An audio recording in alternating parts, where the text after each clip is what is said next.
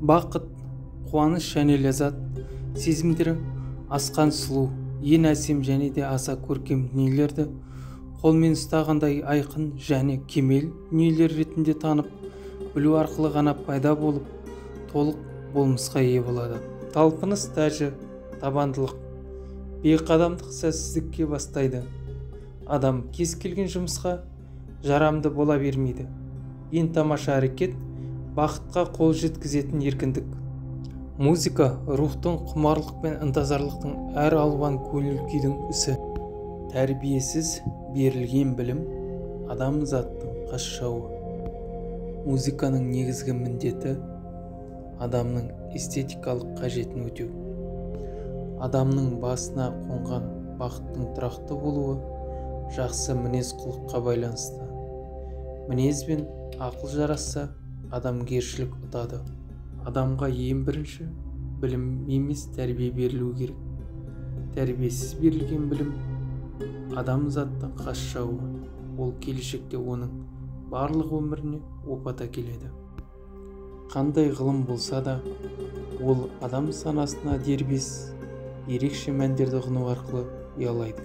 Егер тән ауырса, көңілдің көріп түсуі табиғи құбылыс.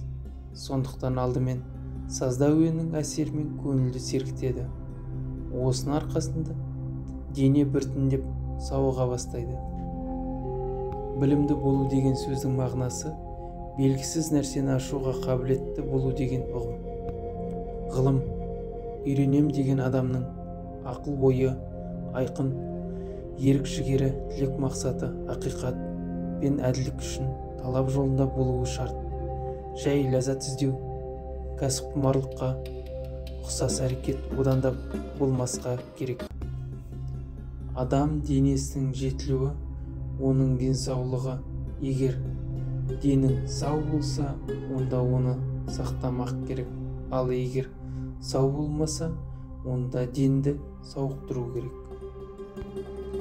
Тиісінше еңбек ету денеге күш береді. Ал шектен тыс артық немесе жеткіліксіз еңбек күшті қайтарады. Немесе әлсізді әлсіз халінде қалдырады. Адам кез келген жұмысқа жарамды бола бермейді. Жұмысты неғұрлым жетік және жақсы атқарса, білгір және шебер болып шығады.